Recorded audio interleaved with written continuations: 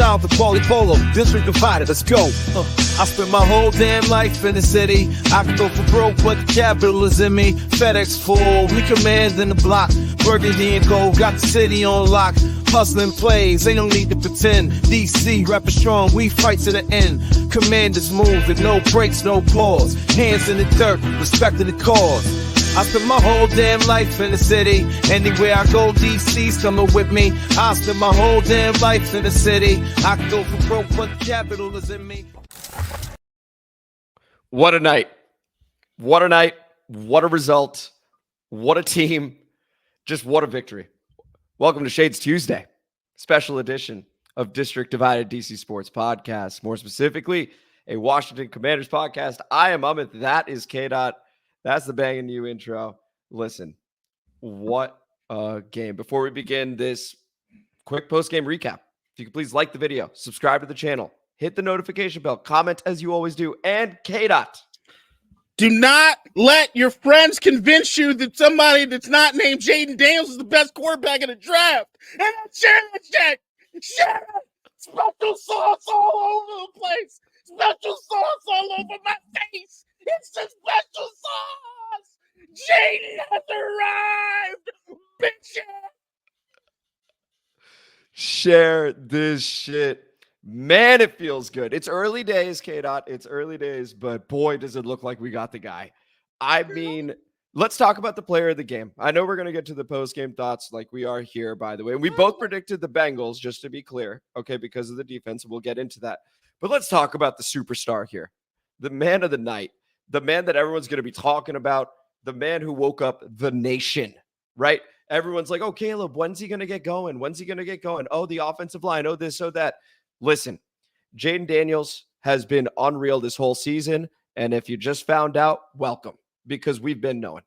21 of 23, 254 pass yards, 2 passing touchdowns. Oh, by the way, I guess he throws touchdowns too. 40 rushing yards, 1 rushing touchdown, and he has arrived. Honestly, that could be even bigger, K-Dot. He was absolutely fantastic tonight. Tonight is all about enjoying this fully, all the overreactions you want to have.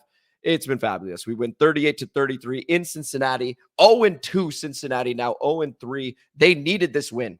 We took it from them. That's what good teams do. Will we continue to do so? Again, we'll see.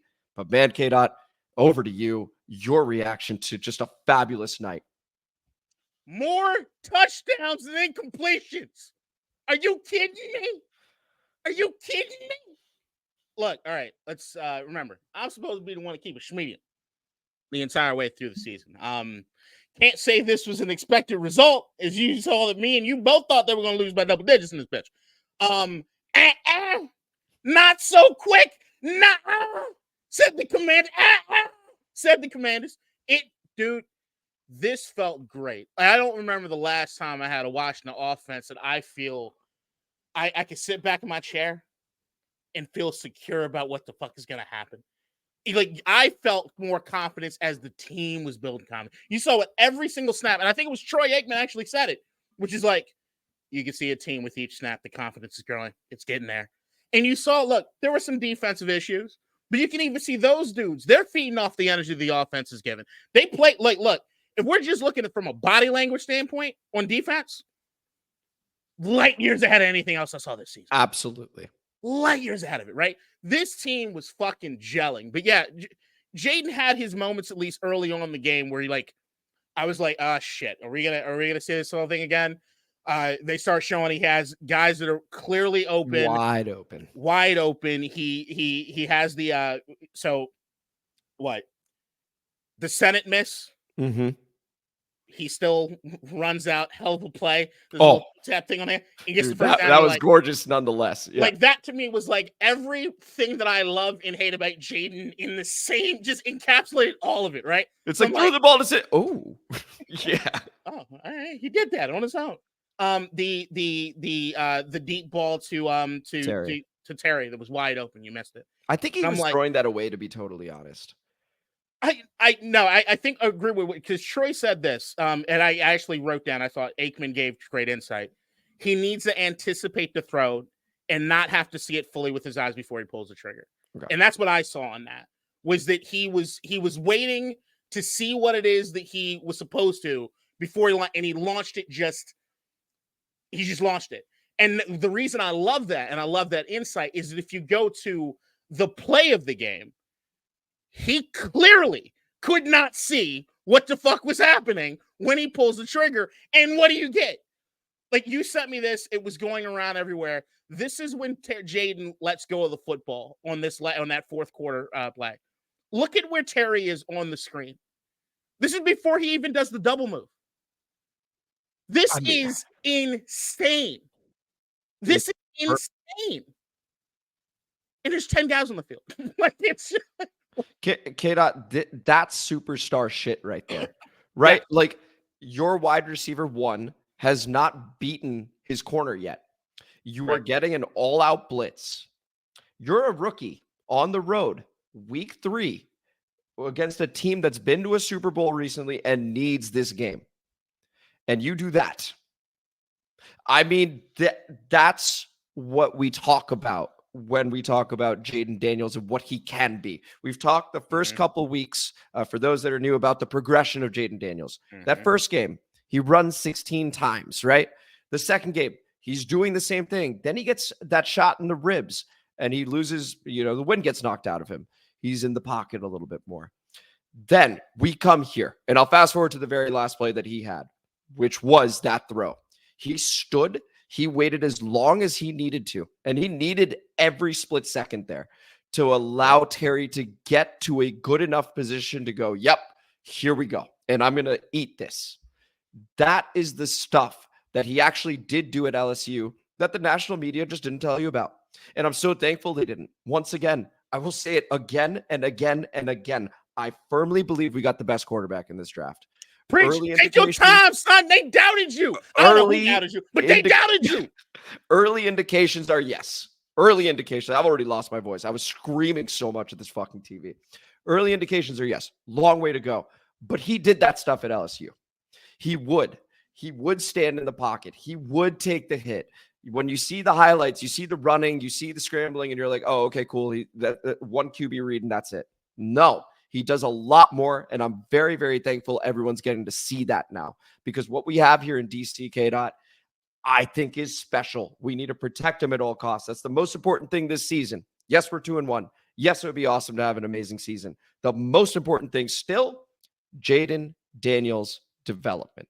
And he has looked great so far and perfect in this game against the Cincinnati Bengals. So, man, I'm still so fucking juiced. Can we talk about Austin Ekeler?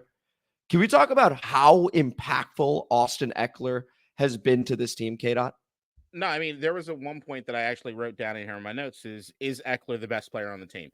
Jayden might have something to say about that by the end of the game, but Ekeler, to me, it has been all season. Every time he has the football in any sort of capacity, it feels as though something special happens. Like he's running with this reckless abandon, and he has this vision for everything. You see it on the kickoff returns. You see it when Ekeler has made it known that one of the reasons he did not want to stay in LA was what they were asking him to do in LA. He doesn't want to be the bell cow. And I think he understands himself at this point, which is like, dude, if you give me about 10 touches a game, you're going to get something from me. You're going to get something special from me. But save me for that. Save me for those touches. And when you get it, know that I'm and that's what I loved about it. Was like even the snap, like I'd love to I'm going to go back and take a look at his snap count. I know he left the game early as far as the concussion goes. But you remember I looking at the all-22 film after week 1, and I'm like, 21 personnel. Yep. I'm like, inject that shit in my veins. They went to that quite a bit today.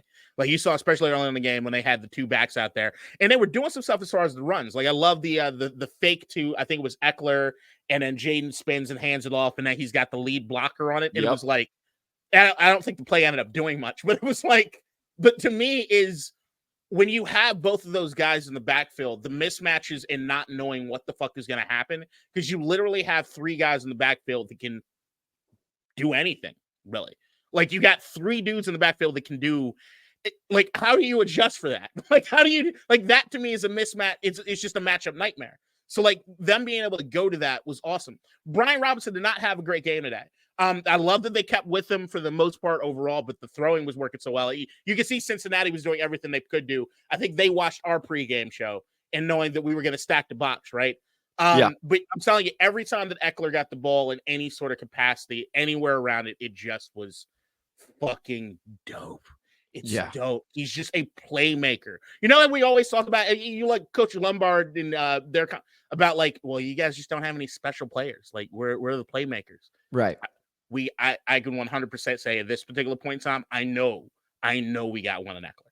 Yeah, at least, we definitely do. In fact, so we mentioned Austin Ekeler, who once again was absolutely fabulous. I'm just pulling up his stats over here, K-Dot, so we can highlight him one more time. The 2 catches for 22 yards, 3 carries for 35 yards, and a touchdown.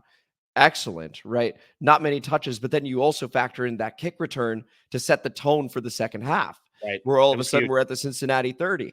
So that calms the team down when you're already up on the road and stuff like that, because it's a young team. Like, there is veteran leadership, but we have built through the draft. That's what we're trying to do. So we got a lot of young guys, a lot of guys that we want to play like a commander, and Austin Ekeler absolutely embodies that. K-Dot, that final drive, can we talk about it? Because the entire game, and hats off to the coaching staff overall, because we played a clean game, right? There were no penalties until that final drive. Until that final drive. We start with a false start, right? It's 31-26. We're on the road. Cincinnati fans are getting into it. False start. Zach Ertz of all people, right? Veteran leader. Oh, okay. Then we immediately throw an inside screen to him. He bobbles it, then fumbles it. Nick Allegretti jumps on it. Shout out Nick Allegretti. Shout out the offensive line, by the way, who I think did a stellar job this entire game. So we'll get to them also. But after that, we're going to Zach Ertz anyway. Yeah, maybe Zach Ertz is getting a little nervous. You know, you have the false start, then you have the catch, the bobbled catch, and then the fumble. Goes right back to him, first down. So from 1st and 15, we got a first down. Then another false start happens, K-Dot. Another false start. De'Ami Brown this time. And yet we continue to drive. The 4th down, where Jayden literally is yelling, "Let's go." That was another indicator of like, oh my God, this guy is in such control. And is that on the play. Jayden telling Cliff to give him the fucking play. Love it. Do you know how hype that is? Like, how big a spotlight this would be for some people. Once again, we saw Caleb last week. It was tough. It's not easy to do, guys. It's not easy. And yet keep going. You want to dunk on Caleb rookie, no, it's fine. It's fine. It'll come in doses, trust me. But it's not easy to do, to go on the road and be able to beat a team, especially a desperate one. And you've got Jayden yelling at the coaching staff because he's so juiced, but still in control, saying, "Give me a play call here." And wouldn't you know it, on 4th and 4, right? Game is on the line. I'm pretty convinced we lose if we don't get that. Because Joe is good enough that he could probably take his time down the field. He can manipulate the clock such that, I mean, we weren't about to stop him, dude. 4th and 4, guess who he finds? Zach Ertz again. And I mean, he rolls a little bit. His eyes are downfield. He's starting to do this now. Like, he's developing at a crazy rate. 9 yards. Then we have a couple runs. We take the timeout. We get to that 10-man play, which surely there's an 11th guy on that play. I mean, just look at it. That final drive was something we're going to talk about in the offseason for years. This was it was literally a perfect offensive game, Kato. We were talking it's a defining game. It's as he even said in the post game, which I found hilarious. I wrote it down in my thoughts as well. The trivia question 10 years from now: who was Jayden Daniels' first touchdown throw to? There's just these memorable moments tonight. The 10 guys on the field bit. Like, look, last time I remember anything about 10 guys on the field for Washington, it was sadly after Sean Taylor and Buffalo. 20-yard gain, Fred Jackson on the left. Right. Yeah, I remember that. Right. So I love that we have something more positive now to think about when it comes to that. Look, there are some criticisms, but I'll wait until the end to really get through that, because I actually think some of the Cliff Kingsbury and Jayden yelling out to him actually speaks to something a little bit deeper. But just staying with the positive for a little bit, just one more thing on Jayden. As I was watching the last 2 weeks, watching the All 22, and I kept telling everybody over and over again, the plays are there. He just got to pull the trigger. I'm like, he just has to pull the trigger. I'm like, they're there. Like, listening to you talk, like, going through the entire Jayden progression of stuff, right, is that I was really happy about Jayden when watching college football last year. Bring it up on the pod. You were in agreement with me. Then we were like, then I went as far as to say he might get drafted before Caleb Williams. Mhm. Then the rest of the season plays out. I'm like, all right, there's no chance of that shit happening. But then the offseason happens. I got the guys kind of neck and neck. You have said very tall that Jayden's the guy. So I'm like, okay, all right. Then finally Jayden gets the fucking pick.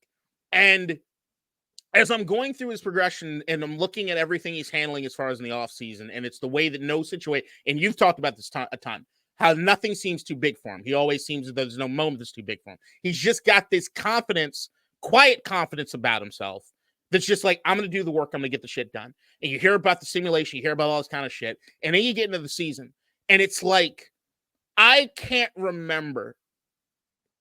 I spent some time, like even in the fourth quarter, thinking about it.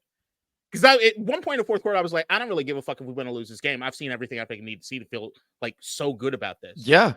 I don't remember watching exponential growth at this rate or at this level through 3 games for any player I've ever seen in the NFL. I can't. I can't either, to be totally honest. Like, there's something about, like, if there is a quarterback that's just a phenom, right? And he comes out and he does shit and it's up and down, it's this, that, and whatever. Like, even what I alluded to last week, the last episode when it came to the pregame, it's like, you're going to see the 5 interception game. You're going to see this. You're going to see that. Well, I still think he'll have his bad moments. Everybody does, right? Tom Brady had him. Peyton Manning had him, right? But I'm actually in the territory right now where, like, I don't know. Because I don't remember seeing this. I don't remember seeing, literally, you can look into tape. I can look at the All-22 even as an amateur and say he needs to work on X, Y, and Z. And then see X, Y, and Z immediately address the next game and see the absolute progression on that. And it's like, what the fuck? Like, what does this look like? He's an alien, dude. At least so far, he's been an alien. Like, just not human, in fact.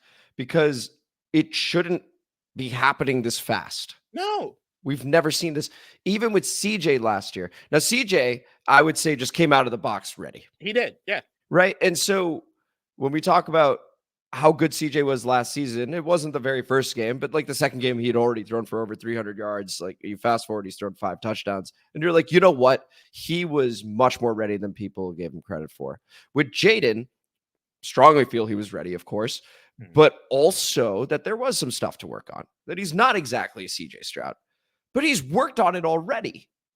And he's already shown you live. And once again, cannot stress enough, it was a primetime game Monday night. And thank goodness the other game was a blowout, so everyone was watching us. Like, that is not normal. What's currently going on, to speak to K-Dot's point, is not normal. I'm excited to see the rest of it and how he continues to develop, because I'm sure when you go through the All-22 again, K-Dot, and we go through that review, which has been a real hit so far, by the way, that you're going to find stuff where you go, okay, he needs to improve here. He needs to do this. He needs to do that. Well, I mean, I don't know about that, honestly, because, like, if I'm looking at the stats alone, I don't think he gave me a lot of room. Like, it's like, well, that's true. Really maybe a better decision. I mean, it's going to be nitpicky. That's exciting, like, by the way. It's going to be nitpicky. You threw that for 20 yards, but there was 25 there. I'm definitely going to watch the All-22 just because at least this is going to be one that I'm just so happy to see. But like I've said, the All-22, especially offensively, all season long, has made me feel more confident regardless of the outcome. Like, it's just been making me feel more confident because everything that I criticized from week before, of course, there have been through lines. There was a through line earlier on this game. We saw he missed a couple throws or he missed some stuff that he could have taken advantage of early on. But then again, he corrected that. He course corrected in the game immediately. Amazing, and like that to me was like, shit. Like, I wrote them down as notes and I'm like, damn, I haven't written any notes in forever because there's nothing fucking criticized. Like, yeah. I'm like, dude, you're putting out pretty much a perfect fucking performance. Like, this is dope. It's and not like, normal. And from to get off of Jayden's nuts just for a little bit, although sure, I mean, he deserves sure. I'll be there for a while, just to be honest. I mean, you're the king.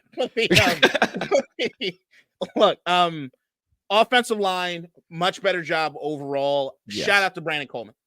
I know before this episode, I had the thought process that maybe, just maybe, you might want to start Cornelius Lucas over Brandon Coleman. I'm glad no. The reason I said that because I thought if I'm looking at it just from a X's and O's, who does the job the way it's supposed to be done, especially against a guy like Trey Hendrickson is coming across the line. Mhm. I'm like, I want the dude that's more prepared to just do exactly what it's asked without fucking it up. Brandon Coleman, them leaving him out there like that, has been perfect in his development. He is clearly the most athletic and talented and like gifted athletically that we have on the offense. There are some things that he does where it's just like, Jesus Christ, did you see that? It's just off the charts athletically. And he did a damn good job. It wasn't until Joe Buck and Troy Aikman cursed him that they gave up the sack to Trey Hendrickson because they finally bring him up. Like they did a stellar job. I got to give him tons and tons of credit. I got to give Cliff Kingsbury a ton of credit. Absolutely. We thought that they were going to just run the ball like that was going to be an opportunity. You can tell Cincinnati. I didn't have to look at the all-22 to know that Cincinnati was stacking that fucking box with me and like, look, if Jaden's going to beat us in the air, they let him beat us in the air. And Jaden said, sure. Okay. Bet. Cool. You saw at one point, I wish I took a picture of it where they showed the stat line of him versus the blitz and wow, I'm on Jaden's nuts again. Holy shit. How do you get back here? I don't even know. It's like all roads lead to his nutsack. Magic. He's him. Yeah. He's him. But it was like, they were like, oh, so you're not going to blitz me. Roads lead to his nutsack. But you can literally see Jaden probably at one point is like, oh, so you're not going to blitz me. Okay. Yeah. I'm going to fuck you up. You don't want to, I'm going to fuck you up now. Can I also say that he did a better job today? Now that we're getting into it a little bit, he did a better job of sitting in the pocket, right? So if it wasn't initially there, he would take his time and he actually held on to it. Mm-hmm. And then if pressure came, okay, fine. Now I'll move. Eyes were still downfield sometimes, not all the times, but sometimes, which is already that exponential growth we're talking about. Because game 1, that's not true. Game 2, it happened once or twice. Here, it happened, I think, like 4 or 5 times. So like it continues to increase that amount, which is great. And again, he's been clutch on 4th down. You had mentioned it very early on, just the feeling that the offense has given us of like this confidence. I was talking to some other people also about it, that he provides us as fans a degree of confidence where we go, okay, whenever it's 3rd and 1 or 3rd and 2, I'm like, we're converting. It doesn't matter. Like whether it's that play or the next one. Right. If we just run twice, no team can stop it unless we screw up ourselves. The Lamar Jackson of it all, because you even see they throw that stat line like he was tied or only second to Lamar Jackson as far as first down runs. Yep. And you can see that in this game what it felt like. And once again, I'm going off the field because I didn't write this down. So no, it's fine. This is a totally raw episode, by the way. But normally we are a little more planned. This is just like, holy shit, what a game. It felt as though on first down or second down, he's like, I'm going to let the play develop. I'm going to do what I need to do. If it's 3rd down or 4th down where it's like, we need this, then it's like, well, my legs are an option. And that's what I want. Perfect. Yeah. It's like, I want it to be, oh yeah, well, I can do that. I think I can do that. And it's like, but it's the final step. It's the final option. It's I know I'm clearly the best athlete out here. And like, we need this first down right now to either seal the game or we need this touchdown right here. So I'm going to go for it. Like, that's what you want. You don't want what you saw in the Tampa Bay game, which is like, it's 2nd down and 10. I need it all and I need it all now. Yep. No, it's let everything develop the way it needs to. Let the progress meet out. And like, if we need this, go get it. Yeah, we need this in this moment. Go get it. Something else we should talk about in terms of exponential growth. I just realized the first play that Jayden Daniels actually makes in each game, the first one went for -13. The second one went for -3. First one today, pass short right to Austin Ekeler for 8 yards. I mean, it's great. It's great. So we got -13, we got -3, and we've got 8 from the Bucs and Giants. Also, he fucking slid. He slid. I forgot about that. He slid. It was awesome. Slid. Group chats went nuts when he looked slid. good. He looked great. It was a good slide. It was a fantastic slide. Dude, I'm like, didn't know you had it in you, buddy. By the way, this is the highest point total we had since Thanksgiving against the Dallas Cowboys in 2020. It's 41-16. Antonio Gibson went off that day. So just to say that, hey, it's been a while. This is also the highest completion percentage for a rookie in NFL history in a game. 91%, K-Dot. I mean, wow. So just to say, and also, Tress Way, I hope you've enjoyed a couple weeks off, man. Because you've been our best player for years, and you've earned it. You've absolutely earned it, man. I hope you're having an awesome time. And shout out Andrew Lally, just real quick. Shout out Andrew Lally, who said that Caleb Williams should have texted Tressway that he wasn't going to punt much. All right, go ahead. Nicely done. Defensively, if we Yes, can get let's talk about it. Number one, Jeremy Chin, the first quarter and the play of the second quarter, best I've seen from him since he's been here. Easily best I've seen from him being here. Gonna look back at the All-22. Bobby Wagner might be game on, game off, game on, game off. Guess he's old. It's like, there were some moments I'm like, oh, he's jogging. Got it. Okay, all right. It's Bobby, so I'm gonna let it go. Luvu, reckless abandon. Love that dude, man.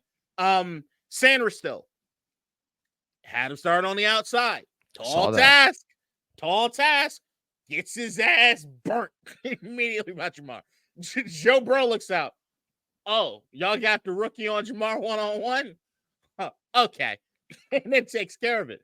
But he then has a play where it's like he didn't get all up in his head. This is not a shot at Emmanuel Forbes. It's just an observation. But you saw last season, there were moments where Forbes would get beat, and it's like confident shot for the day. Offense just going to exploit the fuck out of him, right? Yeah. And you saw Sanders still break up that screen pass, which was like, that looked like a 10-year vet. Knew exactly what was coming. Made the beeline for it directly. And was damn near one of the best defensive plays I've seen all season for anybody on the command. Body language and moments, to your point. Please continue. Yep. No, it was dope. It was fucking dope. So, like, there are those moments. Look, man, they had a tall task. We didn't have any fucking faith in them. We will rightfully admit we had no fucking faith in them. Yeah, and they scored 33 points. Right. And they look, and a lot of shit looked messy. But I'll tell you right now, when I saw them hold them for that first stop and they had to kick a field goal, it was like, you take the wins where you can get them. And they missed it. Which all of a sudden was like, wait a minute. That was big. Mm-hmm. Look, still some things remain, and the All-22 is probably going to... Allen Payne still didn't have special days. They did better. Love seeing our boy Jean-Baptiste. Shout out Jean-Baptiste getting that sack. Getting that sack. Nice work. There were absolutely some positive stuff happening, but to let up the point total you let up, you know that there were clearly some deficiencies. Cincinnati absolutely at times in this game could just move down the field at will.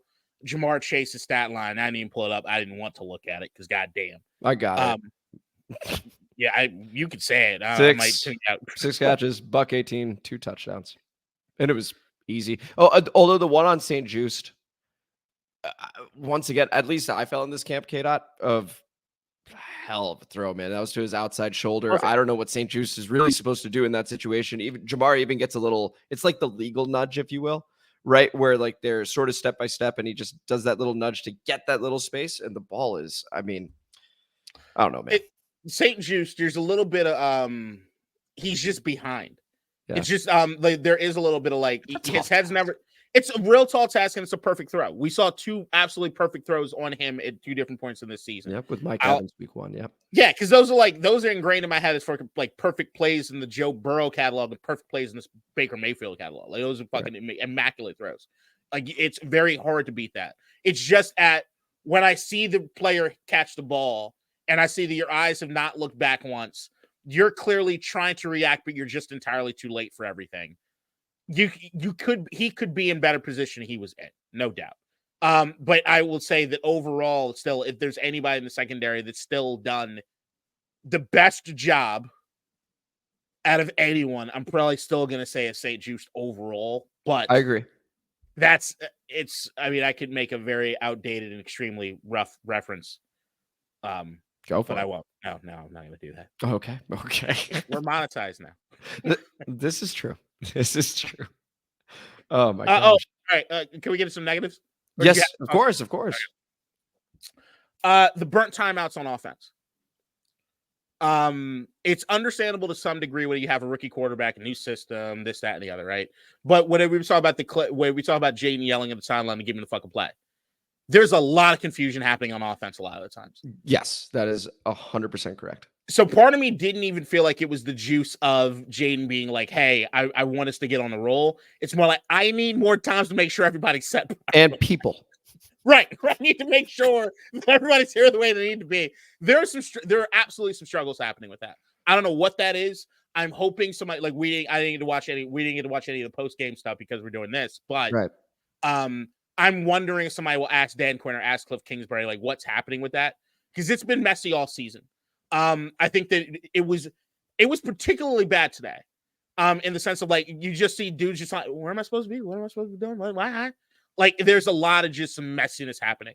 I love that Jayden in the offense is still just ballers into making shit happen. I like that. That little like, hey, I don't give a fuck what's happening. Like we're playing backyard football to a certain degree. Let's just fucking go and do this. What we need to do.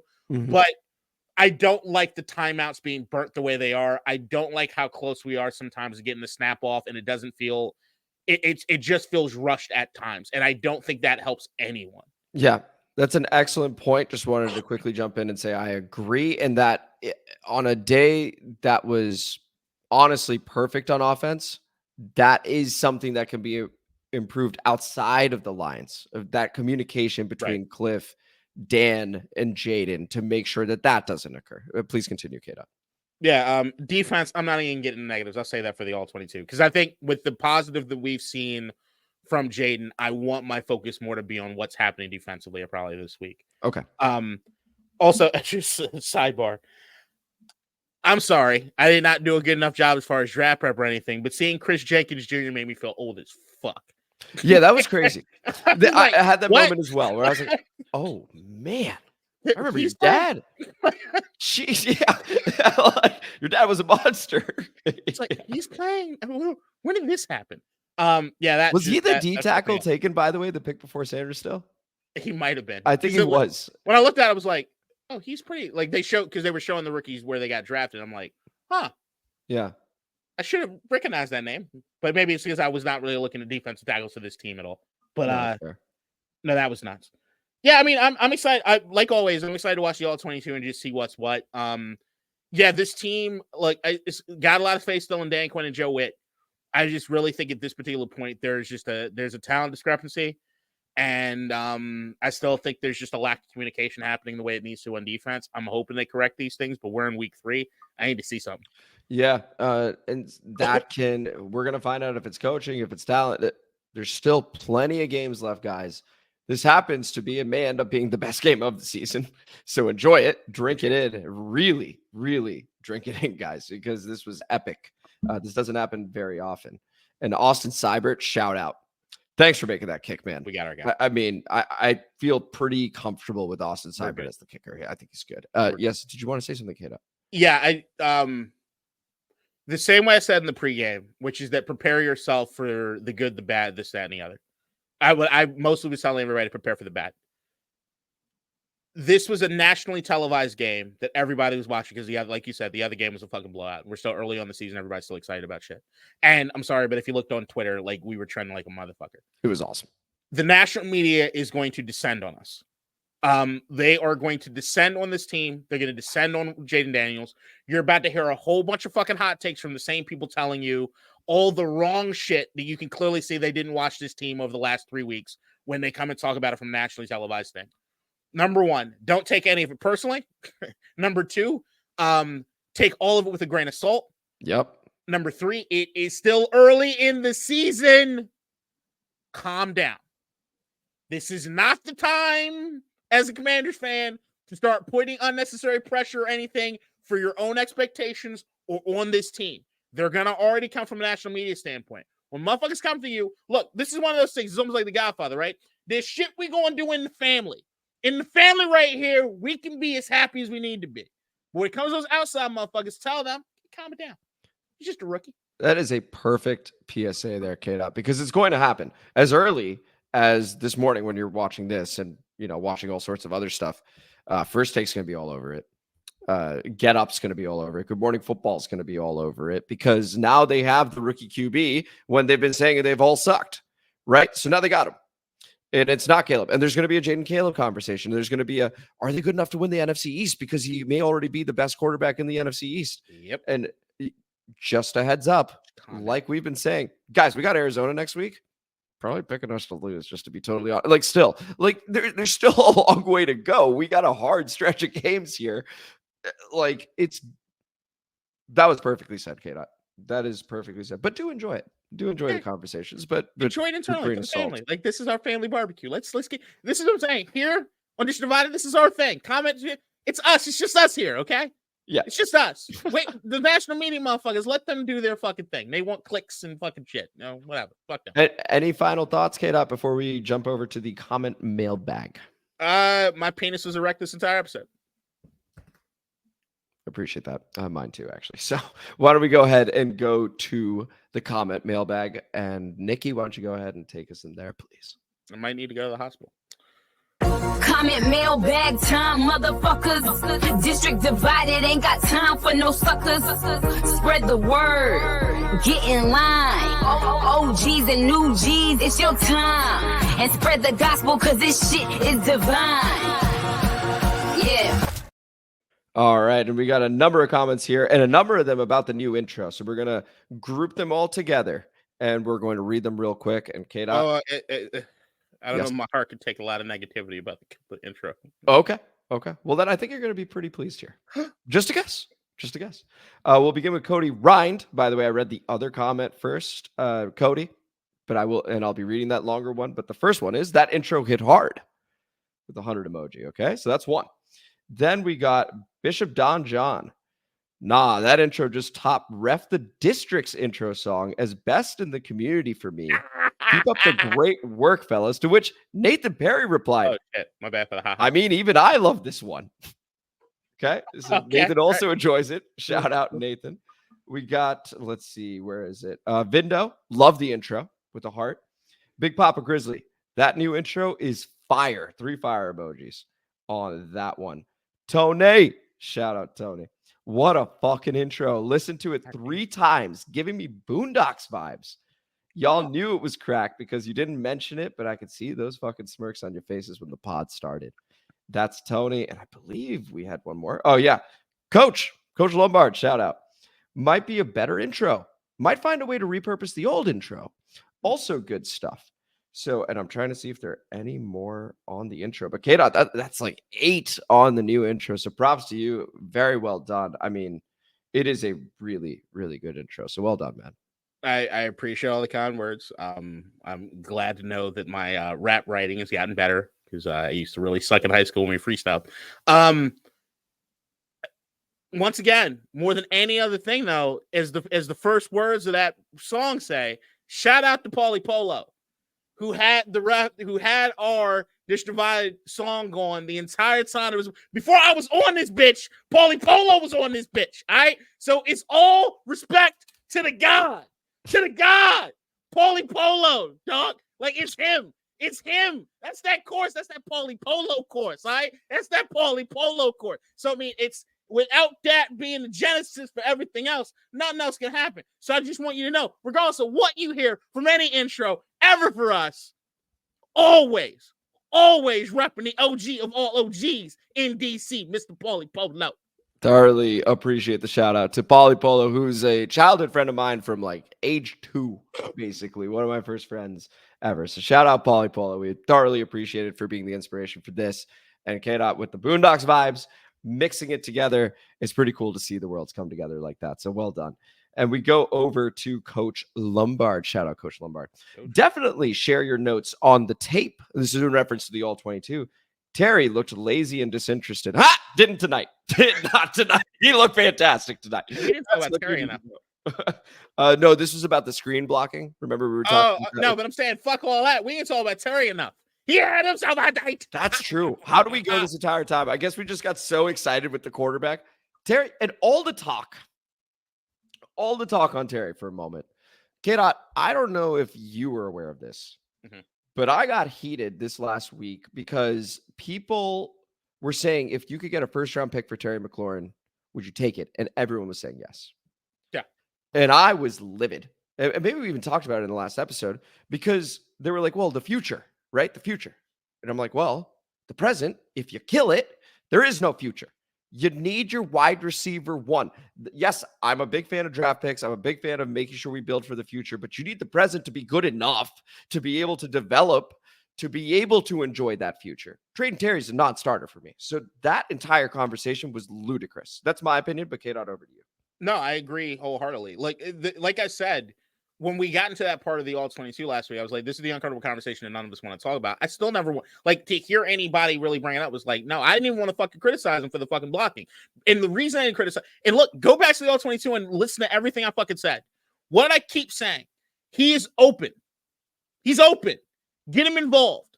And the thing was that we saw, and I loved the fact. This is why I look, man. I know Joe Buck and Troy Aikman get a lot of shit.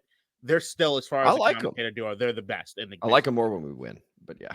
Joe's the best in the business, in my opinion. So, but when they talked about Terry and they talked about him and his, like, how's he not get down? What do you think? And he's like, look, man, I'm a vet. I got to be there. If I start making shit up, if I start like causing a scene or anything, that doesn't help Jayden in any way. And you saw the proof is in the pudding tonight. I'm sorry, but when you see what Jayden did, when I go back to the first to the last pass, as far from a Terry McLaurin standpoint, and you see the progression in that, and you see that Jayden trusted Terry enough to know that he knew it was one-on-one, and I'm just going to launch it up to him. That, to me, speaks volumes as far as what it is that Terry means to this team and what Terry's going to mean to Jayden Daniels going forward. Jayden doesn't have the night he has tonight without a Terry McLaurin to fucking throw to. So keep that into consideration as far as anybody criticizing Terry. And I really look forward to watching the All 22 because I'm saying from a body language standpoint and seeing Terry on the sidelines, I'm probably sure we got a much better performance overall today because they got him involved in the way they needed to fucking get him involved. Early, which was very, very smart, and something you had even mentioned, K-Dot, that like, hey, keeping him engaged. We talked about another story that you had mentioned, Tom Brady with Randy Moss. Like, you know, when you have that kind of guy, and not to say Terry is, because Terry is always saying the right things in the media and always doing the right things as well, just to be clear. But he is a wide receiver, one we feel doesn't get enough credit nationally.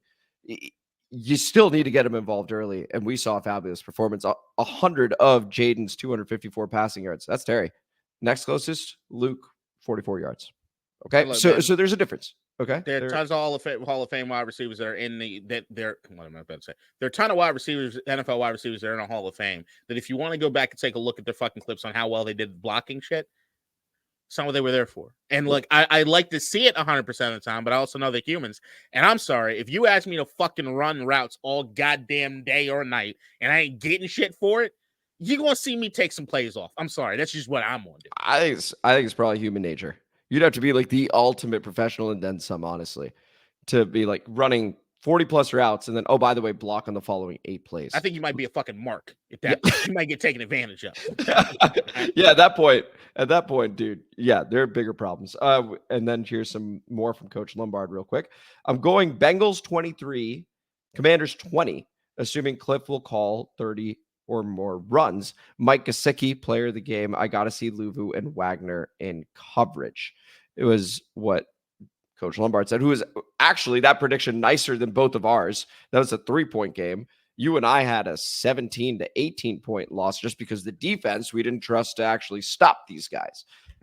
What ended up happening, of course, is, and by the way, we had 20 called runs with the running backs, specifically with Ekeler, with Brian Robinson, and with Jeremy McNichols, who got a carry as well. So not 30 plus runs, really nice balance. Those 20 runs, Jayden with 23 attempts throwing and another 12 carries on the day there. The expectation changed during the game when it saw that, like, hey, they try. Here's what no one could have guessed.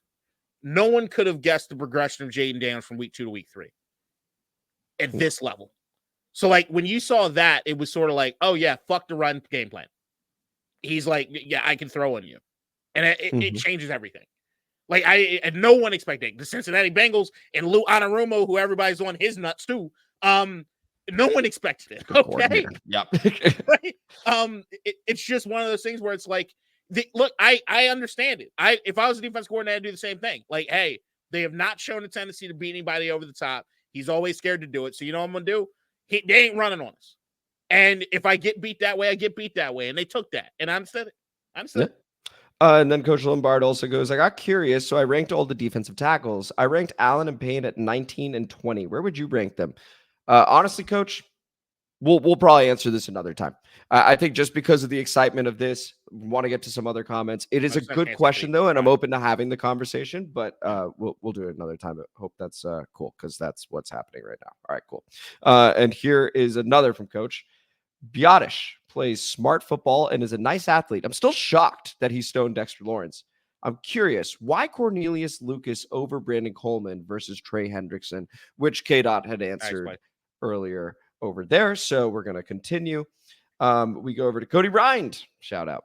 Cody. Sorry, I meant to say Washington and not we. I am broke as hell, but even if I wasn't, I still wouldn't pay Allen or Payne what they are getting now, but I hope they prove me wrong. I'm just saying you see the best defensive tackles like Chris Jones, Dexter Lawrence get double teamed and still produce.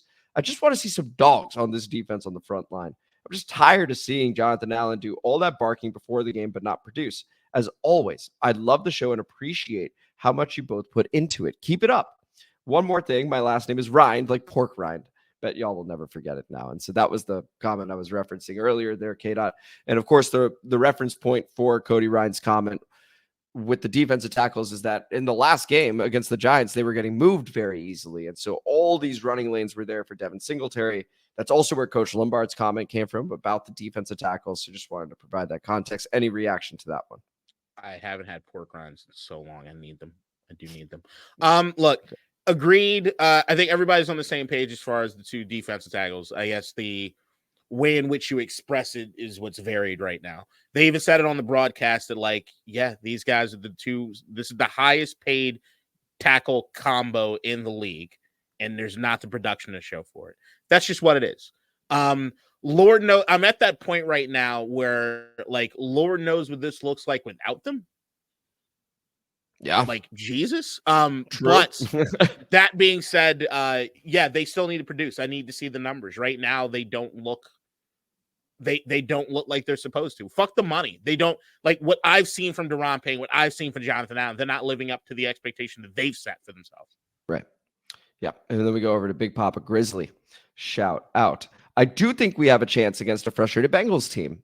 I just don't think they are 3 in a row to open the season bad. I have Bengals 31-24 over the Commanders. I hope I'm wrong. Even if we run the ball well, the Bengals have the offensive weapons to score quickly. They did. And it's tough to keep up with that if we fall behind even a little. Good news, we never did.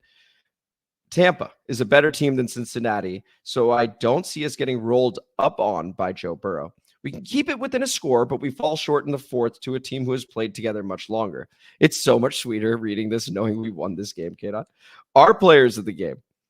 Offense will be led by B-Rob once again. The praise for his magnificence will continue until the performance of the rest of the offense improves. I'm looking for BSJ to have a tough but solid game. He's going to get got once or twice, but we've seen the improvement from week 1 to week 2.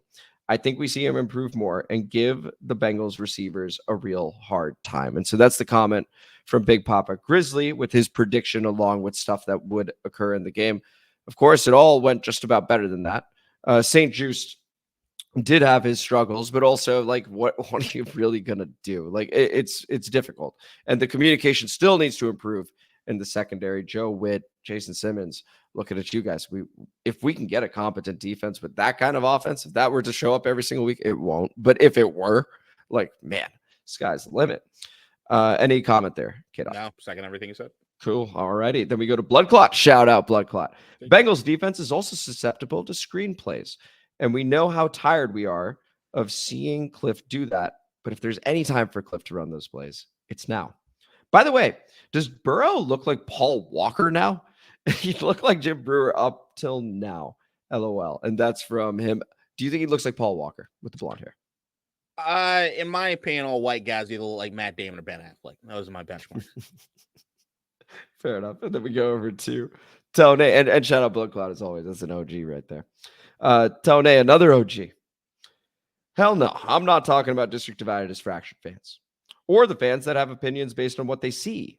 I'm talking about the naysayers that can't wait for things to go wrong on the field so they can say, see, I told you. That's who he was referencing, K-Dot. So he was just specifying that because he had talked about a fractured fan base and how some people are more invested in being right than seeing the team do really well.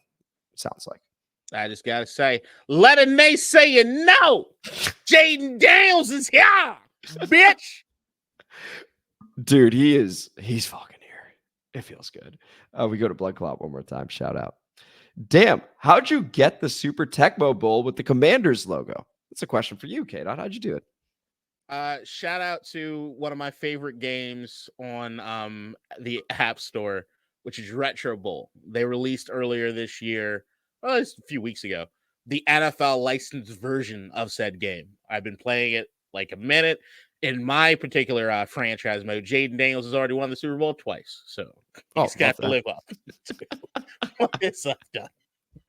Fabulous. And we go over to the Nathan Perry. Shout out, Nathan, and Ref the District. As always, love the show. And here he goes. Almost 2 hours. The last one was $1.42 when we went.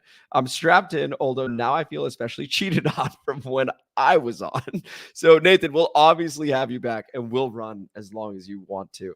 I do apologize for that one. I was the one with the hard stop, just to be clear. And it had nothing to do with you being on. Just to be abundantly clear. Shut up, K-Dot. A-Train had stuff to do. Okay, well, anyway, Monday night will go a long way in how Washington is viewed nationally. Struggle or get blown out, and no one will believe this team has changed.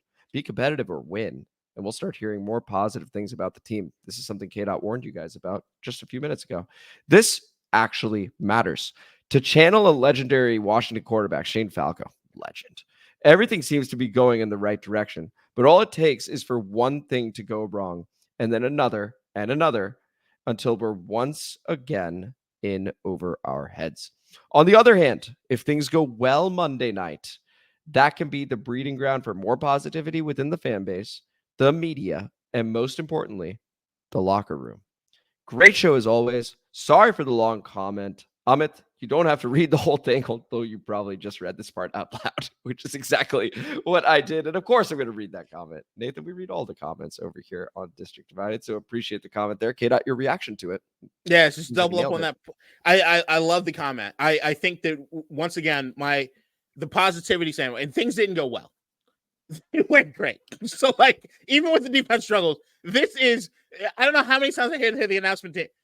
This is not what anyone expected. It's not like, this is a bit of a surprise to everyone tonight.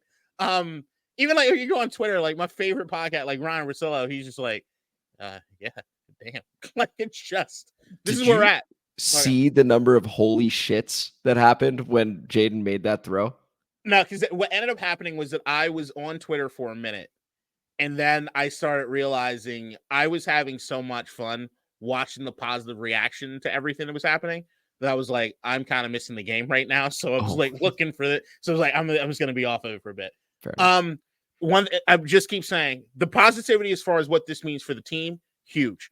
Like I said, you can see the body language on the defense, even if they were giving up some plays, is everybody felt more confident. My warning is to us as a fan base and us in this family to keep it measured, okay? The local media to keep it measured in what it is that our approach is with all of this stuff. It was a great night. Celebrate the fuck out of it. But when it comes to those national media assholes is when we got to check them on keeping them in place, because they were the same, all those were the same motherfuckers. They were saying all this dumb shit without watching the fucking tape last week, because that's what they do. They're not watching us. And now all eyes are on us because of one game. They don't know us that well. Right. Excellent point. And Nathan, shout out again, and thank you for that comment. Go to Jess Santo with a pretty short one here. Actually, a very, very short one, but it was a few hours ago and just before the game. B-Rob with carries, Burrow with constant pressure. Commanders will win. Share this shit. And that was before the game, K-Dot. So Jess Santo called his shot and said, hey, we're going to win this fucking game. So shout out Jess Santo for having that belief. Incredible. Absolutely incredible. The day is yours, Jess, and everybody's here, of course. Get out your reaction to him calling. Jess, mic drop for you, buddy. I mean, the guy's on fire. We go over to Tone. Shout out. This is now after the game. OROY crown. Offensive Rookie of the Year, of course. Long way to go, but man, did he leave his mark? And it's one of those things where I wonder if he saw Malik Neighbors go off and go, you know what? I gotta do something. I gotta fucking do something, because we got that Rookie of the Year thing. And then I was even hearing, they were like, Malik Neighbors, front runner for Offensive Rookie of the Year. And I'm sure Jayden heard that too. And being the dog that he is, was like, Fuck no. I need to wrestle some control back. September 3rd, 2024 at 9:54 p.m. is when I placed my bet on Jayden Daniels being Offensive Rookie of the Year. Ka-ching, ka-ching, bitches! You're off to an excellent start. Plus 500 on that motherfucker. Beautiful. Hope you bet sorry enough for the to bet make of the it day, fun. guys. B-Rob, they tried. It just didn't happen. Yeah, no. I mean, hey, we're all happy today. Yeah, Then we but go to Big Papa Grizzly. I did hit like 5 other bets. Isn't that a great night? Including the plus 5,500. Well, congratulations, kid. All right, you're having a hell of a day. We go to Big Papa Grizzly to conclude the show. What was that? Did you see that, K-Dot? Luke! Nepotism for your bitch ass. Luke McCaffrey. Yeah. LMC for your ass, huh? Leading Love it. the team in separation yards as a wide receiver and as a rookie. I know he only had the 3 catches for 18 yards up until this point, but a huge 3 catches for 44 yards, including a 4th down where he turned and almost scored. I thought he did score initially, and then you see that he stepped out of bounds at the 1. We then punch it in right after. Shout out Luke McCaffrey, who seems like he's growing in. And K-Dot, I believe you had mentioned, so Zach Ertz, of course, we know, security blanket for Jayden. Do you think Luke is also in that category for you? Remember, it was something I preached about. And there was one thing I told everybody they needed to make sure they looked at, right? I just want this to be known. Like you said, in that first game against Tampa Bay, right? Three receptions, 18 yards. The 3 receptions. Do you know how many targets he had? Probably just 3. I want to say. Is that 100%? That's 100%, K-Dot. That's tonight, right? Or last night, whenever you're watching this. Yes. 3 receptions. You know how many targets he had? I want to say 3 again. 100%. You want to talk about a safety valve? That's that boy. He looks good, man. I'm telling you, and you can see it. He's developing it. Zach Ertz already there. He knows. He trusts dude.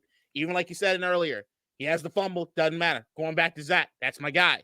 I'm telling you right now, Luke is becoming that dude. And what you saw in that last play to Terry, I think what we saw tonight more than any other thing is that we saw maybe, I'd say 1, but potentially 2 more guys get added to the list of dudes that Jayden just trusts. And that's huge. Yeah, no, absolutely. And very, very excited to see how this team continues to progress. This was the show, guys. This was an epic show. This was District Divided, DC Sports Podcast, more specifically, a Washington Commanders podcast. Thank you guys so much for listening. Thank you guys for just enjoying with us on this Victory Tuesday, Shades Tuesday. I can't believe we actually pulled that off with a near perfect performance on offense. I'm Amit. That is K-Dot. Thanks again for listening. And if you enjoyed the episode, please like the video, subscribe to the channel, hit the notification bell, comment as you always do, and K-Dot. Share the shit. Share it. Share it, please. We greatly appreciate it. Up next for the Cincinnati Bengals, the frisky Carolina Panthers. I don't give a shit anymore. They could just blow them to smithereens. It's totally fine. I'm just glad we beat them. Take it easy, guys. We'll see you. Bye, everybody. In DC, we're just hoping that you listen.